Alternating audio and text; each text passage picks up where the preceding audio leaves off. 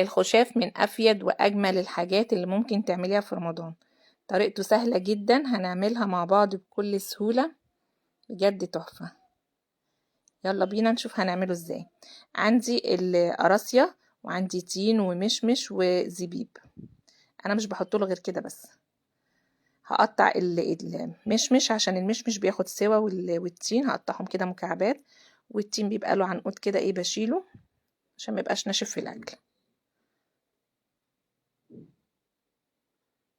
بالشكل ده.